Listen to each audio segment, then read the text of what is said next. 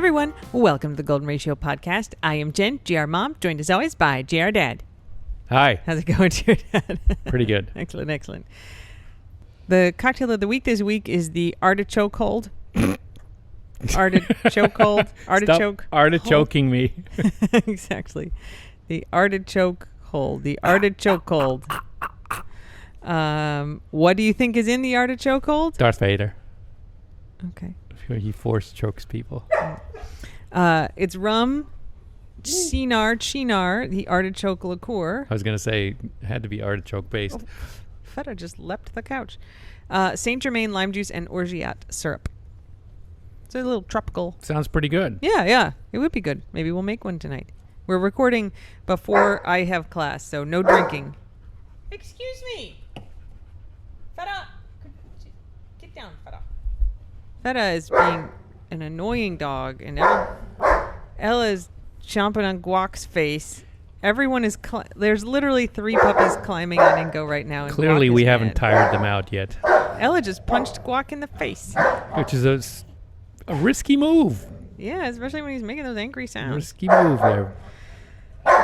So it goes in the household these days. Stop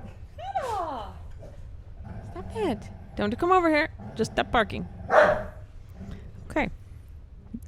We're going to need a couple cocktails of the week. At least the bark collar's not lying on the table beeping right now. I turned it off. It was unnecessary. Although it did... Remy always looked around and was like, what was that?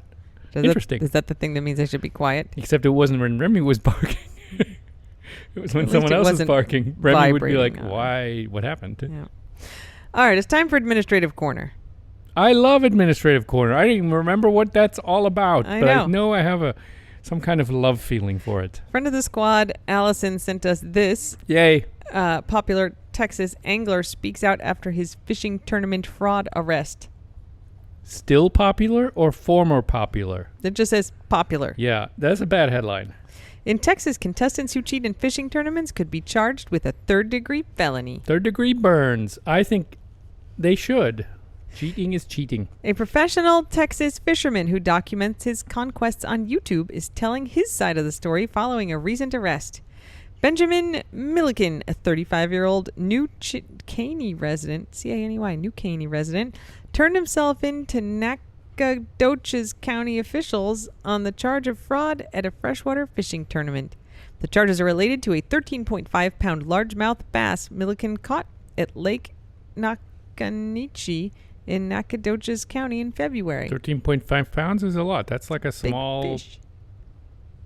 Zola or Ella. Milliken formally submitted his fish as an entry to the Texas Parks and Wildlife Department's TPWD. Oh, did he multiple submit? Toyota Share Lunker program, earning him recognition as a member of the Lunker Legacy class. Oh, my goodness. At the time, Milliken's fish was the first Legacy class entry from the lake since Larry Mosby's 13.06-pound Share Lunker 567 on February 28, 2017, and only the second overall. Wow, there's so few lunkers in that lake.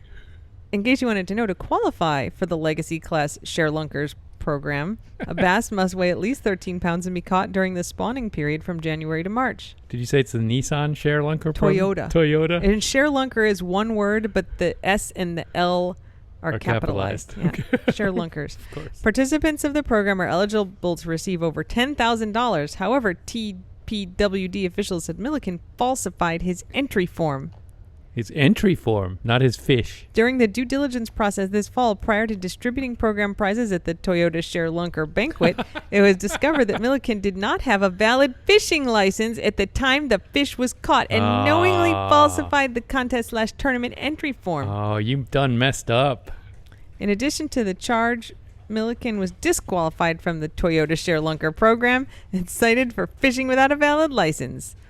How many people were at this banquet? Just him? In Texas, fishing tournament fraud is a Class A misdemeanor unless the tournament's prize money is worth $10,000 or more, in which case it's a third-degree felony. Third-degree felony? He was booked and released from the Nacogdoches County Jail on Thursday. He posted a statement on his Facebook page saying his arrest was, quote, due to a complete misunderstanding and unrelated to any local fishing tournament.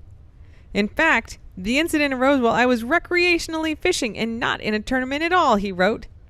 He followed up with a video addressing the incident on his Milliken Fishing YouTube channel, where he has more than 572,000 subscribers. I guess that's why he's popular. So he said he was arrested, but not for this thing. Is that what he's saying? He said he was arrested and it's not related to a fishing tournament because he was just recreationally fishing.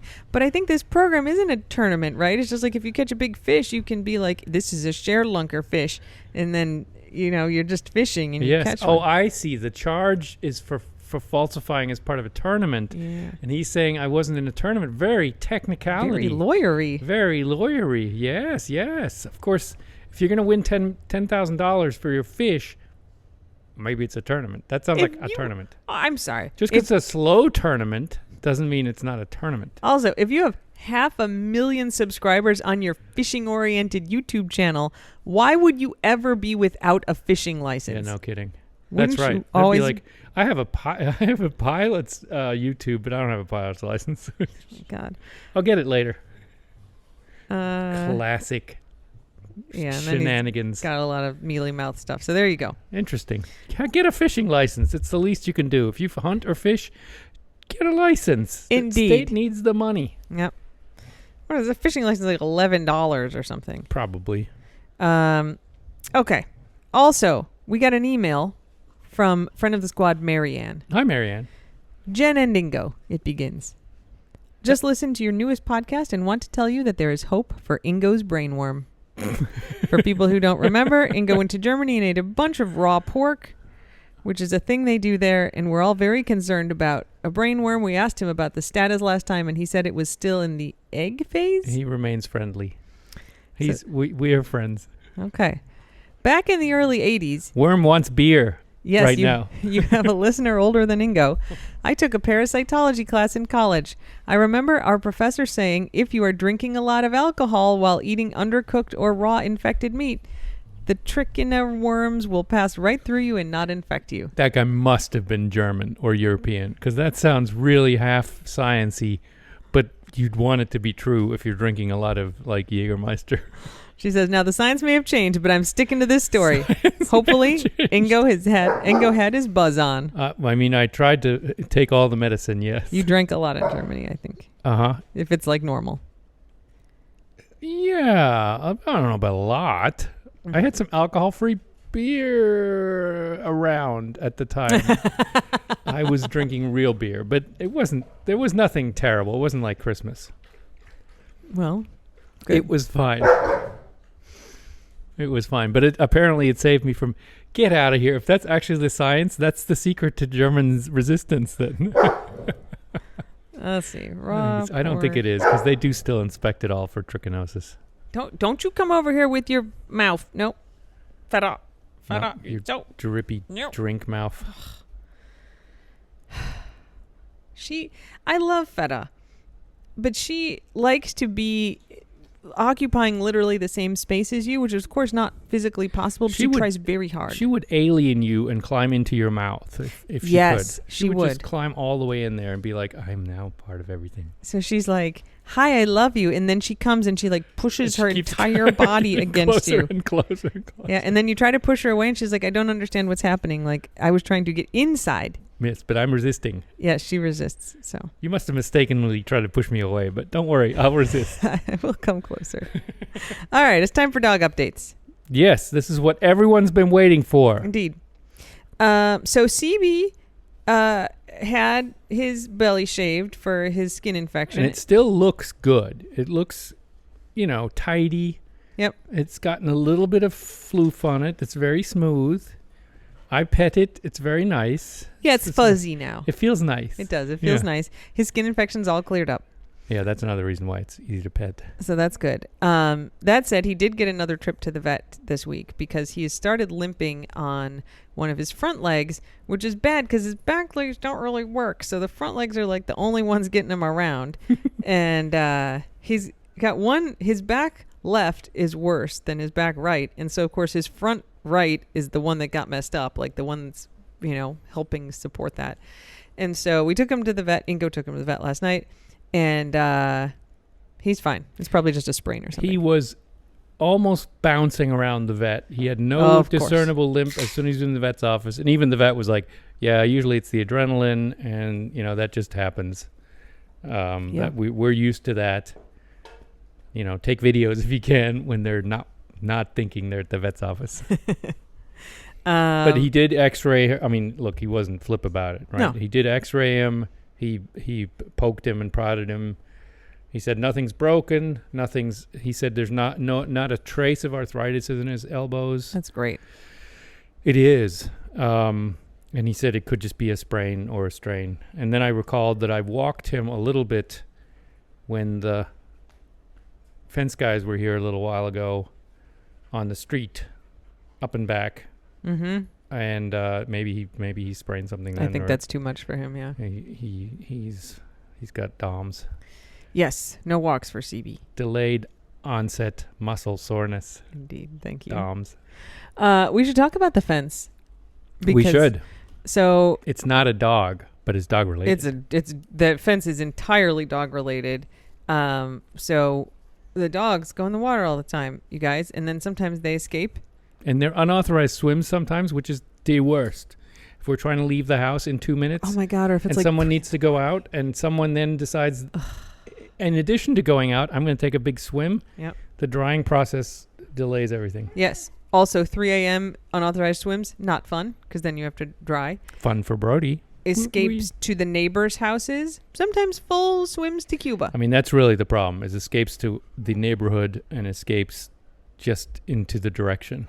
Yeah, so the problem is, like, there's annoyances with that, but also, like, with this many dogs, it means, like, if you just want to, like, they all want to go out when you come home after a while, but you can't do that because, like, no one can keep an eye on that many dogs. No, and someone is sneaking away all the time, and all of a sudden you count and there's 5 and Remy's gone. Or, Yep. Guac is over at Steak Neighbor's place begging for food. It has been a source of tension in the household, and I am a practical person, and I always need solutions to tension, and the solutions were clearly they just should be not able to go over there. We have to explain what happened. I don't think we've explained it. We now have fence. Oh, yes, and so that was the next sentence. The solution is, I was like, we got to get a fence. Yeah. And the fence, it goes across the house, so they can't get to the water anymore without us opening the fence. Right. So it goes under the house. So where, like, you see the Jeeps parked, there's now, like, a fence that goes across underneath there, and it goes across the yard, and they can't escape anymore. And it's great. We've been waiting, like, months for this fence to get here. Yeah. In true Keys fashion, they ran out of fence. There's, like, 2 panels missing on the side where the RV's parked. So I put, like, some flower pots there and the trash can, and Ella just kind of bulled her way right through and climbed over. And I was like, we have a whole shed that we have temporarily moved. Let's just put that there, and that has worked. Right. But now they've ordered that part, and it'll probably take It'll take 3 months to get here. Indeterminate amount of time before we can actually finish the fence, but it's functionally finished now. Yes. There is a block. Yep. They are blocked from escaping. It's great. It's so much more relaxed. Oh, my God. We can just open the door, and they can all go outside, and, like, nobody's going to do anything drastic. That's right. If Remy wants to stay outside for an extra 20 minutes and, like, just, wait for stuff to bark at, he can. We don't have to worry about him swimming away. Guac? No. Guac is like, is this a good time to jumping play on fetch? some boat that's floating by or whatever, right? Yep. Oh, they're constrained now. Guac now has his ball, and he's, like, climbing on both of us. He's such a strange boy. Oh, my God. Anyway, the fence is a quality of life enhancement. So much. Severely, significantly. Yep. I don't think we've talked about the Palms yet either, but they are, not fully dog related, but dog adjacent. We got since we bought this house, I have wanted to have coconut palm trees on our little beach. We are the only house without palms on their beach. We were the only. I know, house. but you'd kayak by, and it'd be like, oh, what a nice landscaping. Then our house is just like, boom. You can look, like, into the kitchen, the refrigerator from downstairs. Very Soviet style barren. Yes. Just like, yes. That house is naked. Brutalist. And so I've wanted them forever. And sometime, like when we were getting the dock put in, the guys were like, well, don't put it in now because you can do the thing. And we're then going to put in sand. And I'm like, but I would like to have palm trees here. You could do it if there were palm trees here already. And and then a couple times I called the tree place. You have ordered them I like have 3 left times. so many messages like, I would like 6 coconut palms for my beach. And they're like, no problem. Like, so-and-so will call you back on Monday. And didn't know. And I follow up. No, it's the keys. So I finally got the guy a couple weeks ago. And then he's like, sure, bring me a check for this much money. And I was like, okay. And then like a week later, the trees were in the ground. And then you got a message from the gardening place. Did you call about ordering some trees? Seriously. And I'm like, yeah, that happened. And I was like, yes, they're in the ground. I'm not exaggerating. No. That's what happened. I think we still have to pay them the other half. Not for the ones we didn't get. No, not for the ones we didn't get. I mean, if they send an invoice or remind us how much we owe, we'll pay it. I wouldn't. I'm not volunteering this one. They might have. Anyway, they might forget. We don't have to do our finances on the podcast. I'm just talking about the Keynesianism. Yes, well, it's all very flexible. Anyway, we have the palms now, and they're great. They're really cool. Some of you don't like that they are slightly obstructing your water view, and that's too bad. It's too bad, and also they'll grow probably within a year. They'll grow tall enough that it'll be a whole different visual from the porch. Yep. So anyway, they're great, and I am so happy, and they make beautiful rustling sounds, and they catch the light, and the house is cooler. Oh, the light in the house is nice. It's the great. wind doesn't blow in the porch door as much. It's just much more pleasant and subdued. Yep, it's all good. So, So between the fence and the palms, we've really made an upgrade in the last 3 weeks. We sure have. Yep. And normally we always end up doing these projects kind of early in the year, and they're really expensive, and neither of these were expensive. So they it's were nice. early in the year, though. They were. At the time, we're always doing projects, but instead of like tens of thousands of dollars, they were like, manageably sized projects. It must be when every company is slow, and then they get back to our crap. Like, yeah, that's right. Because we're not that naggy. Those losers, I guess we'll do them now. We haven't heard from them in a while. The other dog update is that Remy has been in the cone because he had some hot spots and they weren't getting better, and so Ingo took him to the vet, and he also had a skin infection, and now he is on antibiotics. And it seems to be getting better. It's getting better. But so he was him licking it today. Licking and chewing it. Yeah. We're going to have to cone him again. He hates the cone. He's very good at it, and it doesn't actually impair him that much, but it looks so sad. Yeah. Yeah, he doesn't like it. But yeah, he's also, Remy's vision is degrading a bit. His blood sugar is not very well controlled anymore. Like the insulin's not working great. We keep increasing it, and his blood sugar just keeps staying super high. Which is weird. We're working on it. But we're going to have to do what we call a blood glucose. We don't call it, what is called a blood glucose curve, where you just kind of take his blood glucose every hour to make sure there's no low points. And if there's not, then we have to up it again. There was a dog at the vet when I brought in Brody the other day, and the owner was like, she's like, we just found out she's diabetic. She's 16, the dog's 16. And she was checking the app for her blood glucose measurements. And I was like, oh yeah, we tried that with Remy, but it just kept falling right off. Oh, he'd scratch that thing off in an hour. I think we got a day out of one of them. We were very excited to get some data. And then he scratched it off or rolled on it or swam with it or whatever. They work fine. For great. Dogs that are reasonable, you can get a little... Now we have to poke him every hour and take blood and prevent the other dogs from trying to lick at it or see what are you guys, what are you doing down there? What are you doing? So annoying. Let me see. Let me read it. Read it. So yeah, now we have to do that with Remy. Yep. But yeah, so anyway, he's getting better. And then everybody else is fine. Fine, growing, not getting too much smarter, I must say. Although you're working on Ella. I'm working with the Nugget. Yeah. She's a pretty good walker. She's a pretty good walker. She's a good walker, and I'm sort of figuring out. She just needs to learn to like control her feelings, and I'm figuring out some exercises to help her with that. And it's helping a little bit. Like she's not great, but it's helping. She's smart. She's a much better walker than Venk. I just remember Venk was pulling full tilt all the time for her entire life. Yep. Like almost to the point of like scratching the asphalt to try to just keep pulling. When we got like the waist leash and the harnesses, the body harnesses, like that helped a lot. That was a game changer for you. She just couldn't do very much. Yeah, well, it didn't hurt you as much. Yes. Yeah. Nacho C. Fry, like, really messed my shoulder up. It was messed up for like 9 months because he would pull so hard. But anyway. All right, so there you go. Dog updates. Yep. Taste of the Keys. It rained a lot. Yesterday. Yep. For the first time in a while, it's been real dry. We had Lake Queso, but there was big flooding in Key West. Considering it's rainy season. It's not It's rainy dry. season. It's dry season. Oh, yeah, it's dry season. That's right. It is dry season. Continues to be dry. I'm going to have to water the palm trees if it doesn't rain. But it rained. They're for the next few days, it's fine. I got out of it for a few days. Yes. Yeah, they do need regular watering for the root.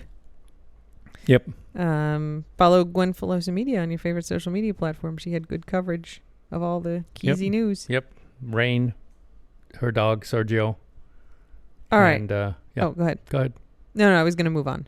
Go ahead. Move on. All right. Do you want to do ramblings or German word of the week? Brutalist. Let's do ramblings. Here's what I have written down, which I believe is a topic for you. It says Tide Pod soup. Oh, yeah.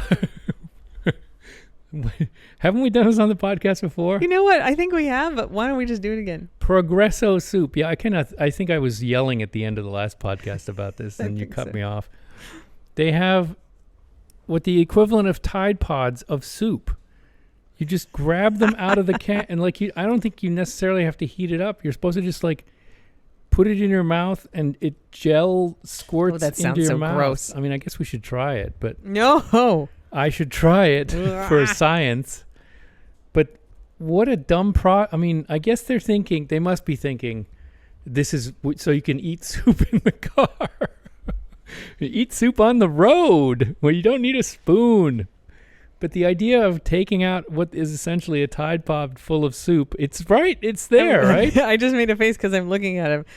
You made a very bad face. Oh, very so bad. All right. This is the General Mills website. Soup you can suck on. It doesn't sound good. Introducing Progresso Soup Drops. Soup Drops. Ultimate cold and flu season cover. Oh, no. These are like lozenges. They taste like soup. Yes, they're soup lozenges. I did check to make sure that this was not an April Fool's Day thing, and no, this is January 1st. It feels like it should be soup Progresso Soup Drops. Okay, so they're not squishy inside. They're like candy, soup-flavored candy. So this may be a different thing. That's even worse. No, that might be it. I mean, since I haven't done the science. Okay, so the Progresso Soup Drops, they are big-ass hard candies. Don't they look the size of Tide Pods? Maybe not. They look very big in this picture. Maybe, yes. Yeah. Yes. Dishwasher pods. Gross. All right, I feel a little bad that they're not squishy, but I still wouldn't want one. I think somebody got it through that they could call it soup you can suck on. I know. It's written on the can. It's not soup then it's not soup. It's in a soup can. Am I not? It's in a container that looks like a soup can. They show it in that. Yeah. Yes, it's in like a soup can, and then they're like wrapped like little butterscotches. I mean, there are no rules anymore. You can sell anything as anything. Oh my God, I wonder if anybody's going to buy that. Okay. I might for science. There was some Onion articles, like 70% of food purchases are now just for morbid curiosity.